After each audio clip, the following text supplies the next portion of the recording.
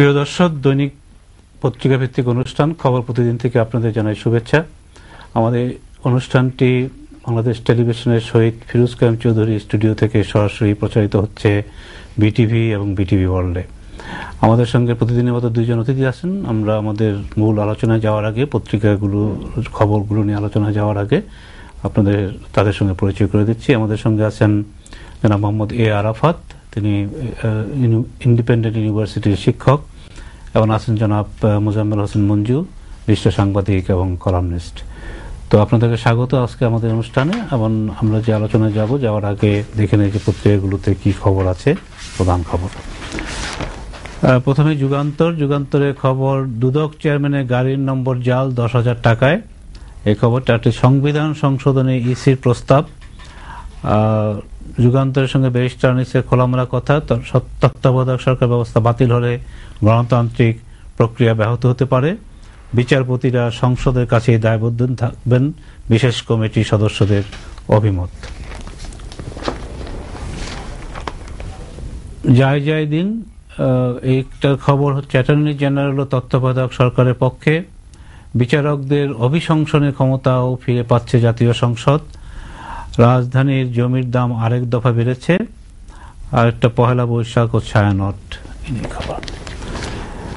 দৈনিক করতোয়া, বিচারকদের অভিশংসনের ক্ষমতা ফিরে পাচ্ছে সংসদ, এই খবরটি। আর আবাসিক গ্যাস সংযোগ না দেওয়া সরকারি সিদ্ধান্তে উৎকণ্ঠায় প্রত্যাশীরা।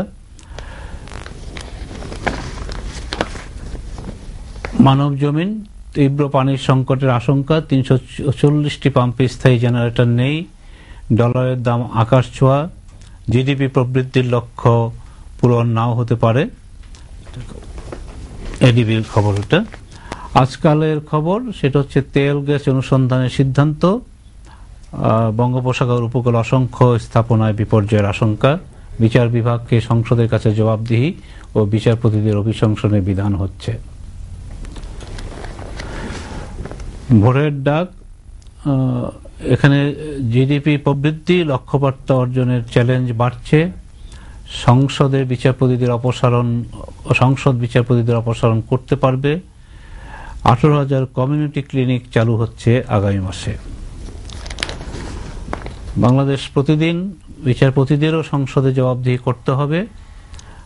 একটা খবর, বাণিজ্য মন্ত্রীর বক্তব্যে বিব্রত সরকার। দি ইন্ডিপেন্ডেন্ট, এখানে খবর, জুডিশিয়ারি অ্যাকাউন্টেবল টু হাউস, আর villagers not aware of IT centres in UPs, spring festival in city. Daily Sun, JS body agrees to make judiciary accountable. Fresh bids by June to explore gas in onshore offshore blocks. তো আমরা এই খবরগুলো দেখলাম। মোজাম্মেল হোসেন মঞ্জু, আপনাকে দিয়ে শুরু করি। আমরা বেশ কদিন থেকে বেশ কয়েকটি খবর, সংসদের যে বিশেষ কমিটি সংবিধান সংশোধন সংক্রান্ত, তাদের বিভিন্ন ধরনের খবর আসছে পত্রিকায়। আমরা যেমন গতকাল দেখেছি যে সংসদের আসন সংখ্যা 400 করা হতে পারে, সরাসরি নারী নির্বাচনের ক্ষেত্রে, প্রতিনিধি ক্ষেত্রে 100টি আসন করতে পারে, এই ধরনের। আজকে যে খবরটি সেটা হচ্ছে যে বিচারপতিদেরও সংসদের কাছে জবাবদিহি করতে হবে। এটা 72 সালের সংবিধানে সেটাই ছিল বলে বলা হচ্ছে, এবং সেই বিধানটা কি আবার পুনর্জীবিত করার আলাপ আলোচনা চলছে। এবং এখানে আমরা যেটা বলি যে সেটা সুপারিশ আকারে এটা হয়ে যাচ্ছে তা না, কিন্তু এই ধরনের কথাগুলো হচ্ছে। আপনার কি মনে হয়? অবশ্যই সুপারিশ, এবং আপনি বললেন যে মাঝেই খবরগুলো এসেছে, সেটি হচ্ছে সংবিধান সংশোধনের জন্য আমাদের সংসদ যে একটি বিশেষ কমিটি করে দিয়েছে, তার কো চেয়ারপারসন তিনি প্রতিটি মিটিং এর পরে সাংবাদিকদের ব্রিফ করেন, এবং সেখানে যে আলোচনাগুলো হয় সেগুলো আসে। এগুলো আসার ফলে বিভিন্ন জায়গায় সংবিধান সংশোধন সম্পর্কে এই ধরনের আলোচনা হচ্ছে, এবং অনেকে এই ধরনের অভিমত প্রকাশ করেছেন যে এগুলো এত বেশি খোলামেলা প্রতিদিন না বললেও সম্ভবত ভালো হতো। অর্থাৎ বলাটা এরকম যে ধারণা হয়ে যাচ্ছে যে বুঝি আপনি যে বললেন যে এগুলো হচ্ছে সুপারিশ আকারে, অবশ্যই এটা করার মূল এখতিয়ার হচ্ছে সংসদের, মূল এখতিয়ার হচ্ছে সংসদের। কিন্তু আমি বলছি যে এইভাবে ডিসেমিনেট করার ফলে একটা ধারণা অনেকের হয়ে যাচ্ছে যে এই কমিটি যা ঠিক করছে তাই বুঝি হবে, কিন্তু তা হবে না, এটা হচ্ছে সংসদের বিষয়। আর অনেকে বলেন যে অনেক দিন ধরে আমাদের দেশে ধরুন বঙ্গবন্ধু শেখ মুজিবুর রহমানকে হত্যার মাধ্যমে নির্বাচিত সরকার এটাকে সরিয়ে দেওয়ার পরে দীর্ঘদিন যে সামরিক আধা সামরিক সরকারগুলো চলেছে, তারা সংসদের বাইরে সংবিধানকে যথেচ্ছ কাটাছেঁড়া করেছে, তাতে আমাদের জাতীয় জীবনে অনেক সংকট তৈরি হয়েছে। এখন যেন অনেক জমে গেছে যেগুলোর আর সময়ের পরিপ্রেক্ষিতে সংশোধনের প্রয়োজন হয়, সেইভাবে অনেক সংশোধনের প্রয়োজন হয়েছে। কিন্তু এগুলোতে অনেকের অভিমত হচ্ছে যে এর জন্য একটা ভালো কমিশন করে এবং বিস্তারিত আলাপ আলোচনার মাধ্যমে এবং সকল মহলের মতামত নিয়ে, বিশেষত এই কমিটিতে যে আমাদের বিরোধী দল বিএনপি তাদের প্রতিনিধি এটা তারা মনোনীত দেননি, এটা একটা দুঃখজনক ঘটনা হয়ে আছে। তারা কিন্তু বাইরে প্রতিক্রিয়া দিচ্ছেন এবং কিছু কিছু বলছেন, তো তারাও যদি এই কমিটিতে থাকতেন তাহলে ভালো হতো। আর আজকের যেটা হচ্ছে যে 72 সালের সংবিধানে কিন্তু এই বিধান ছিল যে যেগুলো আমাদের সাংবিধানিক পদ, ধরুন বিচার বিভাগ তো রাষ্ট্রের 3টি প্রধান স্তম্ভেরই একটি, এছাড়াও আরো কিছু কিছু সাংবিধানিক পদ যেগুলো আছে সেগুলোর ব্যাপারে সিদ্ধান্ত কি করতে পারে। হ্যাঁ, তো এখানে 72-এর সংবিধানে ছিল যে যদি কোনো নৈতিক স্খলনজনিত কোনো অভিযোগ বিচারপতিদের সম্পর্কে থাকে তাহলে সে ব্যাপারে সংসদের অভিশংসনের ক্ষমতা আছে, ইমপিচ করার। সেটা সামরিক শাসনকালে ওই বিধানটা রদ করে সেখানে সুপ্রিম জুডিশিয়াল কাউন্সিল বলে একটা গঠন করা হয়েছিল, চিফ জাস্টিস এবং এটা, তো সেটা করা হয়েছিল। এখন আবার এটা পার্লামেন্টের কাছে ফিরিয়ে নেওয়ার কথা হচ্ছে। এটা নতুন কোনো বিধান করা নয়, যেটা পার্লামেন্ট যে ইমপিচ করার ক্ষমতাটা ফিরিয়ে নেওয়ার কথা হচ্ছে, আগের যে বিষয়টি যেমন ছিল এটাই সুপারিশ করা হয়েছে। তো আমার জানা মতে পার্লামেন্টারি শাসন যেগুলো দেশে আছে এবং কনস্টিটিউশন অনুযায়ী যে সমস্ত দেশ চলে, অধিকাংশ দেশেই পার্লামেন্টের এই ক্ষমতাটা আছে। তবে পার্লামেন্ট, আমি একটা মত দেব এখানে যে পার্লামেন্ট, আমি জানি না আজকের ব্রিফিংয়েও এই কথাটা কোনো সাংবাদিকও তুলেছেন কিনা, আমার ঠিক খেয়াল নেই। এই বিষয়টা যদি করতে হয় তাহলে কিন্তু 70 অনুচ্ছেদটা কথাটা উঠবে। পার্লামেন্টকে যদি আপনি সর্বতোভাবে এরকম কার্যকর করতে চান তাহলে, কারণ ইতিমধ্যেই কেউ কেউ সংশয় প্রকাশ করতে পারেন যে এইভাবে যদি বিচার বিভাগকে অ্যাকাউন্টেবল করা হয় তাহলে পার্লামেন্ট এখন যেভাবে চলে বা আমাদের এখানে অনেক রকম প্র্যাকটিস হয়ে থাকে, তার ফলে কোনো এটা দলীয় কোনো প্রভাব পড়ে কিনা। সেই জন্য আমি বলছি যে যখন এটা আসবে তখন কিন্তু 70 অনুচ্ছেদটাও আলোচনায় আসতে হবে। এই বিষয়টা আপনার কি মনে হয়? যে আমার যেটা মনে হয় যে এখানে একটা ট্রায়াল এন্ড এরর এর মধ্যে দিয়ে একটা প্রসেসে এগুলোর একটা ব্যাপার আছে। এটাকে আমি পজিটিভলি দেখি যে জনগণের শাসন, গণতান্ত্রিক শাসন প্রতিষ্ঠার মাধ্যমে একটা ডেমোক্রেটিক প্রসেসের মধ্য দিয়ে সবকিছু হচ্ছে। জনগণের যে প্রতিনিধিরা সংসদে আছে তারাই তাদের মাধ্যমে এটা হচ্ছে। তবে একটু সুন্দর হতো আমার যেটা মনে হয়, ওনার সাথে একমত, যে এখানে যদি বিরোধী দলের প্রতিনিধিরাও এনগেজড হতেন এবং তাদের ওপিনিয়ন এবং ইনপুটটা দিতেন, এবং সরকার দিক থেকে আমি আবেদন জানাবো যে একটু অ্যাকোমোডেট করার এটা, বিকজ সংবিধান তো আসলে গোটা দেশের। এবং আমি যেটা বুঝি যে এই পার্টিকুলার যে নিউজটা আজকে, এটা ব্যাপারে আমার ওপিনিয়ন হচ্ছে যে এটাকে চেক অ্যান্ড ব্যালেন্স করার ক্ষেত্রে এটা আরো হেল্প করবে, সাহায্য করবে। কারণ এই চেক অ্যান্ড ব্যালেন্সটা একটা সিস্টেমের মধ্যে, check and balance is very important. তাহলে কোনো ব্যক্তি নির্ভর বা এক ব্যক্তি কেন্দ্রিক যে আমাদের আকাঙ্ক্ষা বা আশার জায়গাটি দাঁড়ায়, সেই ব্যক্তির জন্য অনেক সময় চ্যালেঞ্জের জায়গা হয়ে যায় যে অনেক মানুষ অনেক কিছুর জন্য মানুষের সে আকাঙ্ক্ষা তৈরি করা যায় এবং ডেমোক্রেটিক ভ্যালুসকে আপহোল্ড করে, তাহলে আমার মনে হয় এটা অটোমেটিকলি একটা সেলফ কারেক্টিং মেকানিজমের মধ্যে এটা এগিয়ে যাবে। আর এখানে আমি যেটা বুঝি যে জনগণ সার্বভৌম, সেই জনগণের প্রতিনিধিরা যারা সংসদে যান জনগণের পক্ষ থেকে, সেই সার্বভৌমত্বকে তারা ধারণ করেন এবং সেই সার্বভৌমত্বর যে আইন বা যে অনুশাসন এটিকে সেফগার্ড করে সেটি হচ্ছে বা এনফোর্স করে সেটি হচ্ছে সংবিধান, কনস্টিটিউশন, আমি সাধারণভাবে যেটি বুঝি, এবং এই কনস্টিটিউশনের যে কাস্টোডিয়ান সেটি হচ্ছে জুডিশিয়ারি। কাজে এক্সিকিউটিভ, জুডিশিয়ারি এবং এই লেজিসলেচারের মধ্যে যে চেক অ্যান্ড ব্যালেন্সটা খুবই ইম্পর্টেন্ট। তো আমার মনে হয় সেখানে দ্বিমত থাকবে, ভুল বোঝাবুঝি থাকবে, কিন্তু যে আলোচনাটা হচ্ছে সেটাও একটা absolutely it's a very positive একটা ইন্ডিকেশন, এবং সিভিল সোসাইটি, সাধারণ মানুষের পার্টিসিপেশন, এটা নিয়ে কথা বলার যে বিষয়টি আছে, সবকিছু নিয়ে আমি এটাকে খুবই পজিটিভলি দেখতে চাই। পৃথিবীর অনেক দেশ আছে মানে ডেভেলপিং কান্ট্রিজ গুলোর মধ্যে এই প্র্যাকটিসটা আমরা দেখতে পাই না, বা এটা হওয়ার সুযোগ থাকে না। আমার মনে হয় যে আমরা একটা গণতান্ত্রিক প্রক্রিয়ার মধ্যে এগিয়ে যাচ্ছি। আমার হাতে আপনার কাছে আসবো।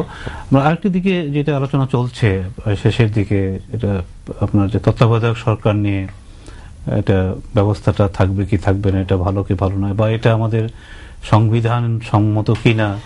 যদিও সংবিধান সম্মত এটা তো বলাই যায়, কারণ এটা সংবিধানের এই অংশ হিসেবে এখন চলে আসছে, কারণ সংসদে এটা ব্যবস্থাটাকে পাশ করে। কিন্তু তারপরে এই প্রশ্নটা আসছে যে এটাতে কি গণতন্ত্রকে হেয় করা হয় কিনা। কারণ এখানে যে কথা নতুন করে আসছে সেটা হচ্ছে যে এইটা ব্যবস্থাটা করা হয়েছে যে নির্বাচিত একটি সরকার যখন পদত্যাগ করছে তার 5 বছর ক্ষমতা থাকার পরে, তখন একটা অনির্বাচিত কয়েকজন ব্যক্তির হাতে ক্ষমতা চলে যাচ্ছে। তো এগুলো নিয়ে কথাবার্তা হচ্ছে, এর পক্ষে বিপক্ষে। তো আমরা শেষ যেটা দেখেছি গতকাল, অ্যাটর্নি জেনারেল বলেছেন যে না, ব্যবস্থাটা রাখতে হবে, হয়তো এর সংস্কার যদি প্রয়োজন হয় সংস্কারটা করতে হবে। হ্যাঁ, এই আলোচনাটা তো এসেছেই একটি রিট আবেদন থেকে, এবং সেই রিট আবেদনে হাইকোর্টে যেটা নিষ্পত্তি হয়েছে, হাইকোর্টের রায় হয়েছে যে তত্ত্বাবধায়ক সরকার সংবিধান সম্মত।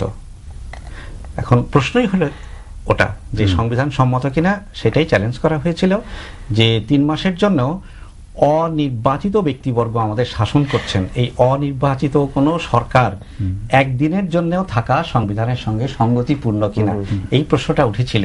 কিন্তু এই সংশোধনীটা হয়েছে সংসদেই, এবং সংসদ সাংবিধানিকভাবেই সংবিধানের এই সংশোধনটা করে নির্বাচিত প্রতিনিধি দ্বারা এটি হয়েছে। হ্যাঁ, তত্ত্বাবধায়ক সরকারের বিধান চালু করেছিল। তারপরেও এই সময়ের প্রয়োজনে তখন এটাকেই তারা মনে করেছিল। তখন কিন্তু যারা প্রস্তাব করেছিলেন তারা কিন্তু বলেছিলেন যে কয়েকটি নির্বাচনের পরে আমরা হয়তো আবার, আসলে এই যে আবার ফিরে যাব, আসলে এটা অনাদর্শিক, এটা আদর্শ একটা ব্যবস্থা নয়। এটা আমাদের দেশের বিশেষ পরিস্থিতিতে বলেন যে প্রয়োজনের তাগিদে, এবং সব দল সম্মত হয়েছিল। প্রথমে তো সবাই সম্মত ছিল না, বিএনপি তো ঘোরতর বিরোধিতা করেছিল প্রস্তাবটির, পরে সবাই সম্মত হয়ে এটা করেছে। তো এই রিটের সূত্রেই বিভিন্ন ধরনের মতামত এসেছে। আপনি যেটা বললেন যে, আরাফাত যেটা বললেন যে খোলামেলা আলোচনা হওয়াটা সবসময় ভালো, তো এই রিটের সুবাদেও কিন্তু আলোচনাগুলো উঠল। তো কোর্ট গতকাল যেটা শেষ করেছেন সেটা হচ্ছে অ্যামিকাস কিউরিদের মতামত। হাইকোর্টের ওটা এখন আপনার সুপ্রিম কোর্টে যেটা আপিল বিভাগে ডিভিশনে ওই এটার শুনানি চলছে। তো আপনার ওই অ্যামিকাস কিউরিদের বক্তব্য শোনার শেষে একজন কেবল বক্তব্য দেননি, 12 জন বক্তব্য দিয়েছেন। তাদের অধিকাংশের এই মত হচ্ছে যে এটা থাকা উচিত, কিছু কিছু সংশোধন সহ এটা থাকা উচিত। আর একজন আজমালুল হক কিউসি তিনি কেবল বলেছেন যে এটা গণতন্ত্র সম্মতও নয়। তো যাই হোক, এই ওপিনিয়ন নিয়ে অ্যাপিলেট ডিভিশন তাদের মতামত দেবেন। আর অ্যাটর্নি জেনারেলও সকলের মতামতের প্রতিফলন ঘটিয়েই তিনি বলেছেন যে এটা প্রয়োজন আছে, প্রথমত এটা সাংবিধানিক, এবং এর যে সংশোধনের কথা যারা বলছেন সেটা বিবেচনার যোগ্য, সেটা অবশ্য আদালত বিবেচনা করবেন, এবং সর্বশেষে আবার পার্লামেন্টেই এটা হতে হবে। এখানে আমার ওপিনিয়নটা হচ্ছে এরকম যে সংবিধান সম্মত কিনা বা গণতান্ত্রিক ভ্যালুজ কে এটা আপহোল্ড করে কিনা, সেটা আমাদের স্পিরিট দিয়ে দেখতে হবে। If I have to go by the spirit, ওয়ার্ডে না যে, যেমন কোনটি সংবিধান সম্মত নয়, যখন অনির্বাচিত কোনো মানুষ, সে মিলিটারি হোক যেখান থেকে হোক, বাঁশি বাজিয়ে বন্দুকের নল দিয়ে ক্ষমতায় এসে জেকে বসে, অ্যাবসলিউটলি সংবিধান সম্মত নয়। এই ব্যাপারগুলি ঘটেছে বাংলাদেশে। বা কখনো কিছু মানুষ উড়ে এসে জুড়ে বসে তত্ত্বাবধায়ক সরকারের নাম দিয়ে 3 মাসের চেয়ে বেশি এক্সটেনশন দিয়ে 2 বছর থেকে যায়, কোনো নিয়মের মধ্যে পড়ে না, সেগুলো সংবিধান সম্মত নয়। কিন্তু আমরা যদি এরকম মনে করি যে, যেটি আপনি বললেন যথার্থভাবে, যে এই বিষয়টি তো করেছে জনগণের প্রতিনিধি যারা, তারা সংবিধানে নির্বাচিত মানুষরা করেছে, তাদের ঐক্যমত এখানে আছে। কাজে আপনি স্পিরিট দিয়ে যদি যান, সেই ঐক্যমতের ফলশ্রুতি হচ্ছে সেটা, কাজে সেটাও ওই অর্থে নির্বাচিত বা জনগণের প্রতিনিধিত্বশীল একটি বিষয়, ওইভাবে আমি যদি স্পিরিটে যাই, কারণ এখানে সবার ঐক্যমতের জায়গাটি আছে, হতে পারে সেটা প্রক্রিয়ার মধ্যে দিয়ে যায়নি। প্রক্রিয়া তো একটা জিনিস, আমরা নির্বাচনটা একটা প্রক্রিয়া, সেই ভ্যালুসটাকে ধরার জন্য যে মানুষের প্রতিনিধিত্বটাকে আমরা স্ট্যাবলিশ করতে চাই। অন্য কোনো প্রক্রিয়াতে যদি সেই প্রতিনিধিত্বটাকে আমরা স্ট্যাবলিশ করতে পারি বা ধরতে পারি, তাহলে সেটিও কিন্তু একই ব্যাপার হবে। তো বাংলাদেশের যে বাস্তবতা, যে কনটেক্সট যেটি বললেন, পৃথিবীর কোনো দেশে তো এটি নাই আসলে। যে সরকার ক্ষমতায় থাকে তারাই কিন্তু কেয়ারটেকার হয়ে যায় একটা সার্টেন সময় পরে, তাদের টার্ম শেষ হলে, এবং তারপর ইলেকশনগুলি হয়। কিন্তু আমরা তো একে অপরকে যেহেতু বিশ্বাস করার জায়গাটি আমাদের এখন ওই তৈরি হয়নি, কারণ আমরা তো দীর্ঘদিন ধরে গণতন্ত্রের ওই প্রক্রিয়ার মধ্যে ছিলাম না। এই বিশেষ পরিস্থিতিতে আমার মনে হয় যে ইন্টারিম বলবো, মানে স্বল্প সময়ের জন্য এই সিস্টেমটি থাকলে হয়তো ভালো, সেটি ভবিষ্যতে আমাদের গণতন্ত্রকে সুসংহত করতে হয়তো সাহায্য করবে। বাট একই সাথে আমরা দেখেছি যে বিষয়টি নতুন আমরা এনেছি, এর মধ্যে অনেক খুঁত আছে, খুঁটিনাটি সমস্যা আছে, যেটা আমরা পরবর্তীতে সমস্যার সম্মুখীন হয়েছি। কাজে সেই শিক্ষা থেকে যদি আমরা এটাকে আবার যে ট্রায়াল অ্যান্ড এরর যেটা বলছি, প্রসেসের মধ্যে দিয়ে এটাকে যদি আবার আরো পরিশুদ্ধ করা যায়, এবং উদ্দেশ্যটা যদি একটা হয়, সেটা হচ্ছে গণতন্ত্রকে আরো পরিশীলিত করা, আরো স্ট্রেনথেন করা। তবে আরাফাত, নির্বাচিত প্রতিনিধিরা সংশোধন করলেই যে সেটা সংবিধান সম্মত হবে এর কিন্তু কোনো নিশ্চয়তা নেই। আমাদের এটা ভুললে চলবে না যে সংবিধান সম্মত কিনা এটাই আদালতের কাছে চাওয়া হয়েছে।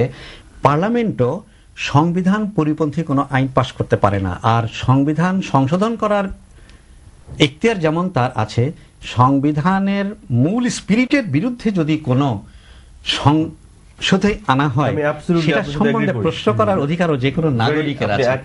এই জায়গাটা সেটাই আসছে। আপনি অ্যাবসলিউটলি কথা বলেছেন। জুডিশিয়ারি ইজ এ কাস্টোডিয়ান, এবং এখানে বলা হচ্ছে যে সংবিধানে একেবারে মৌলিক কিছু বিষয়, ফান্ডামেন্টাল কিছু বিষয় আছে যেগুলো মানে সংসদের সব সাংসদরা মিলেও চেঞ্জ করতে পারবে না। That's very true.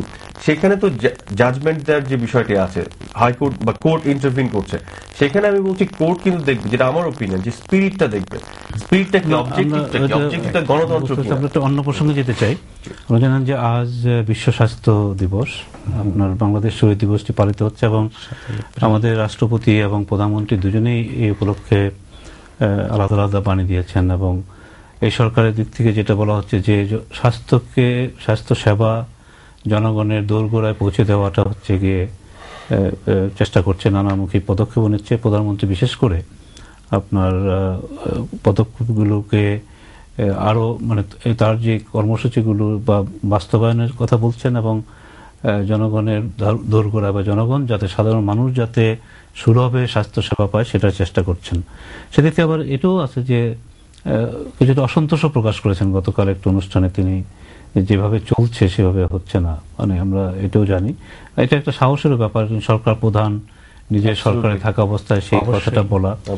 তো এটাকে মূল্যায়ন কিভাবে করছেন? কোন সরকার প্রধান যখন বিদ্যমান পরিস্থিতিতে অসন্তোষ প্রকাশ করেন, সেটা আমাদেরকে খুবই পজিটিভলি নিতে হয় যে তিনি সমস্যাটা অনুধাবন করছেন, এবং সমস্যা বুঝতে পারাই সমাধানের অর্ধেক বলে একটা কথাও প্রচলিত আছে।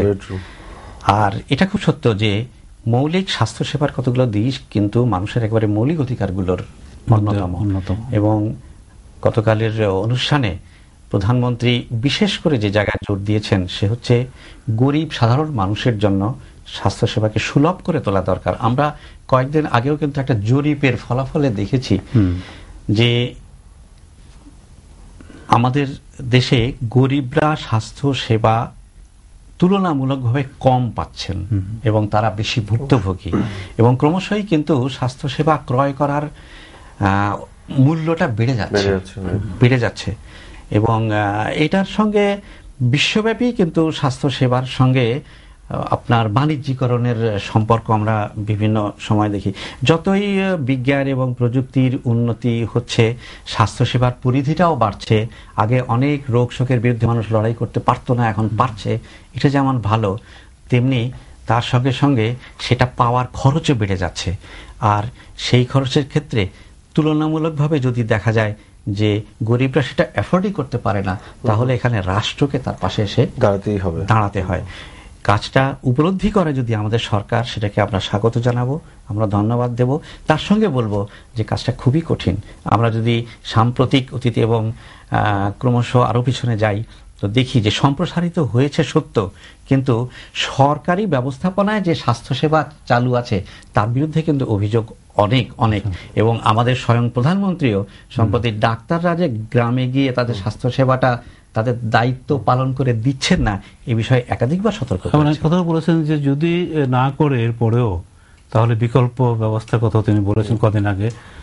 সত্যি কথা, আমি ওনার কথা ধরে বলবো যে বিশেষ করে ওই যে রাষ্ট্রকে পাশে এসে দাঁড়ানোর যে বিষয়টি, বাংলাদেশকে তো বাংলাদেশ নামক রাষ্ট্রটি যেটি যে চেতনা থেকে এর জন্ম, সেখানে তো আরো পাশে এসে দাঁড়াতেই হবে। এটা হচ্ছে অব্লিগেশনের রাষ্ট্রের। কারণ বাণিজ্যিকরণের ফলে যদি এমন হয় যে অ্যাফোর্ড করতে পারছে না একটা বড় অংশ দেশের জনগণের, সেখানে রাষ্ট্রের অব্লিগেশন আছে, দায়িত্ব আছে শুধু না, এখানে বাধ্যবাধকতা আছে, কাজে সেই দিকে আমাদের এগিয়ে যেতেই হবে। এখন একটা আমি বলে নিই যে এখানে এই কারণে যে আপনি যেহেতু বলছেন রাষ্ট্রের দায়িত্বের ব্যাপারটা, কারণ আমরা বেসরকারি খাতে বেশ চমৎকার উন্নত মানের স্বাস্থ্য ব্যবস্থা কিন্তু দেখছি, বিশেষ করে হাসপাতাল, কিন্তু সেখানে কিন্তু এত বেশি তার মানে মূল্য সেটি হতে পারে সেটা কিন্তু সাধারণ মানুষ কিন্তু সেটা নিতে পারছে না। ভেরি ট্রু, এটা ঠিক আছে, কিন্তু আমি যেটা মনে করি যে এখানে যারা এফোর্ড করতে পারছে তারা ওখানে যাক। প্রাইভেট সেক্টরে যেটি হচ্ছে সেখানে তার নিজের সাস্টেনেবিলিটির জন্য তাকে আবার ওখানে বাণিজ্য করতে হবে। কিন্তু বাণিজ্য করার ফলে সে যদি কিছু ভালো সেবা কিছু মানুষকে যারা এফোর্ড করতে পারে দিতে পারে, তাতে কোনো অসুবিধা নেই আমার মতে। কিন্তু রাষ্ট্রের যে দায়িত্ব সেটি হচ্ছে বৃহৎ যে জনগোষ্ঠী আছে যারা আসলে পারছে না তাদের পাশে এসে দাঁড়ানো এবং তাদেরকে সেই সুবিধাটি তুলে দেওয়া। প্রধানমন্ত্রী যে বিষয়টি বললেন, আমি মনে করি উনি মানে রাজনীতিবিদ থেকে রাষ্ট্রনায়কোচিত একটি মন্তব্য করেছেন। আমরা অনেক সময় সংকীর্ণ রাজনীতির মধ্যে থেকে আমরা নিজেদের দোষ ত্রুটি এগুলো দেখতে পারি না বা বলতে পারি না। এবং আমি দেখেছি ব্যক্তিগতভাবে স্বাস্থ্যসেবা এই খাতটি নিয়ে ওনার যথেষ্ট আগ্রহ আছে এবং অনেক ধরনের মহাযজ্ঞ করছে, গভর্নমেন্টের ভিতর থেকে চেষ্টা করছেন। কিন্তু সমস্যা হয়ে দাঁড়িয়েছে উনি কোথাও হুমকিও দিয়েছেন, ডাক্তারদের বলেছেন যে এইভাবে সঠিকভাবে দায়িত্ব পালন না করলে ব্যবস্থা নেওয়া হবে। কিন্তু হয়েছে কি, আমাদের শুধু যে রিসোর্সেস এর সমস্যা আছে তা নয়, আমাদের কিন্তু এক ধরনের সাংস্কৃতিক সমস্যাও আছে আমাদের মধ্যে, যেটা আপনি একটু কাছে যেয়ে দেখলে দেখতে পারবেন। তো এই ধরনের সাংস্কৃতিক পরিবর্তন ঘটানো অল্প সময় সম্ভব না এবং আমার মনে হয় এটার জন্য সময় লাগবে এবং আরো অ্যাগ্রেসিভলি, এবং আমার মনে হয় যথেষ্ট অ্যাগ্রেসিভ দেখছি। আর আরেকটা বড় সমস্যা হচ্ছে যে রিসিপিয়েন্ট এন্ডে আমাদের এত ছোট্ট একটা দেশে এত জনসংখ্যা। আমি যে এক্সাম্পলটা কম্প্যারিজনটা সবসময় দিই যে বাংলাদেশের থেকে আমেরিকা 50 গুণ বড় একটা রাষ্ট্র যদি আপনি ল্যান্ড সাইজ দেখেন, কিন্তু জনসংখ্যা কিন্তু 50 গুণ বেশি নয়, মাত্র দ্বিগুণ বেশি। কাজে ওর জনসংখ্যা যদি প্রপোর্শনালি 50 গুণ হতো, আমার মনে হয় আমেরিকান গভর্নমেন্টকেও সব জনগণের স্বাস্থ্যসেবা নিয়ে চিন্তায় পড়তে হতো। কাজে আমাদের এই বড় একটা কমপ্লেক্স সিচুয়েশন তো আছেই, আমাদের সেগুলো মাথায় রেখে আমাদের এগোতে হবে এবং সবার সম্মিলিত প্রয়াস এখানে প্রয়োজন। সরকার যে স্বাস্থ্য বলতে যেটা বোঝানো হয় যে অনেক সময় আমরা সাধারণ ভাবে অনেকেই মনে করেন যে আমার রোগ হলো, চিকিৎসা পেলাম, এটাই বোধহয় স্বাস্থ্যের ব্যাপার। আসলে তো স্বাস্থ্য সেটা না, স্বাস্থ্যের রোগ না হওয়াটার ব্যাপারটাও কিন্তু এটা স্বাস্থ্যের, এবং সেটার ব্যবস্থা করাটাও কিন্তু আপনার ওটা সংজ্ঞায়িত হচ্ছে শরীর সুস্থ থাকার নাম স্বাস্থ্য। আর সুস্থ থাকার মধ্যে রোগ হওয়ার আগে যাতে রোগ না হয় তার প্রতিরোধ, এবং সেখানে কিন্তু আবার বাংলাদেশের কিছু আমি বলবো যে অর্জন আছে। আমরা মনে করেন যে এই যে টিকা দেওয়া পদ্ধতি, এই যে আমাদের ডায়রিয়ার হলে পরে আমরা যে দৃষ্টান্ত স্থাপনীয় লবণ, চিনি এবং যে ওরসালাইন যে আমাদের আবিষ্কার আছে, সেগুলো কিন্তু আমাদের এগুলো সরকারি পৃষ্ঠপোষকতা এবং সরকারের উদ্যোগে কিন্তু এই জিনিসগুলো হয়েছে, আন্তর্জাতিক সহায়তায়। কিন্তু আমরা যে জিনিসটা দেখি অনেক সময় আমাদের চোখে পড়ে, যেমন গ্রামের দিকে যে গ্রামের কথাটা আসছে, যে উপজেলা স্বাস্থ্য কমপ্লেক্স একটা বড় ভবন আছে, হাসপাতাল ভাবে আছে, কিন্তু দেখা যাচ্ছে যে সেখানে ডাক্তার নাই, বা সেখানে এটাকে আমাদের কিন্তু বড় করে আর একটু স্ট্রাকচারের মধ্যে অর্গানাইজ মানে একটু মানে পুশ করতে হবে আর কি, আমার যেটা মনে হয় এই বিষয়গুলো। তো আমাদের আসলে আর অন্য এভাবে কোনো সময়ও শেষ হয়ে আসছে না, কারণ অন্য একটা প্রসঙ্গে আমরা যেতেও পারতাম, অনেকগুলো প্রসঙ্গ ছিল। তার মধ্যে আমরা একটা কথা যেটা আসছে আলোচনায় আমরা যেতে পারবো না, যে এই যে গত দুদিন আগে যে একটা হরতাল হয়ে গেল সোমবার, সেখানে নানান রকমের কথা হয়েছে, কিন্তু একটা প্রসঙ্গ বেশ বড় করে এসছে যে সেখানে ব্যাপকভাবে শিশুদের ব্যবহার করা হয়েছে। কারণ এই হরতালটাতে যারা ডেকেছিলেন তারা কিন্তু মাদ্রাসা ভিত্তিক, তাদের সমর্থকের সংখ্যাই বেশি, এবং সেখানে দেখা যাচ্ছে যে শিশুদের নিয়ে এসছে, তাদেরকে লাঠি সোঁটা দিয়ে, এবং তারা বাস ভাঙছে, তারা গাড়ি ভাঙছে, এমনকি পার্ক করা গাড়ি যেগুলোতে বাস যেগুলো রাস্তায় চলছে না সেগুলোকেও তারা আপনার আমার মনে হয় এই যে কাজটি করে আপনাদের কাছ থেকে ছোট করে বলি, যে কাজটি হলো এটা এক ধরনের ধোঁকাবাজি এবং মানুষকে বিভ্রান্ত করে এক ধরনের একটি সিচুয়েশন ক্রিয়েট করার একটা প্রচেষ্টা, এবং খুবই দুঃখজনক। এবং যারা করেছে ধর্মকে সবচেয়ে সেন্সিটিভ যে জিনিসটা মানুষের, সেটাকে এমন ভাবে অপব্যবহার করে এটাকে এত নিচে নামিয়ে এনেছে এই মানুষগুলি। কারণ যে বিষয়টিকে নিয়ে বলছে সেই বিষয়টিকে পড়ে দেখলে আমরা বুঝতে পারি আসলে বিষয়টি। আপনি যে ব্যবহারের কথা বলেছেন, শিশুদের ব্যবহার আমরা কিন্তু দেখেছি যে যারা এটা দেখেছিলেন তারা কোরআন শরীফকেও ব্যবহার করতে চেয়েছেন জনসভায়, আবার শিশুদের, দুটোই অত্যন্ত নিন্দনীয় দুঃখজনক ঘটনা এবং ন্যাক্কারজনক যেটা বললেন। তো আমরা আশা করব যে তাদের বোধোদয় হবে এবং এটা বন্ধ করবে। আপনাদের ধন্যবাদ প্রিয় দর্শক, আপনাদের ধন্যবাদ। এই অনুষ্ঠানটি আগামীকাল আবার এই সময় প্রচারিত হবে, তা দেখার আমন্ত্রণ জানিয়ে আজকের মতো এখানেই বিদায় নিচ্ছি।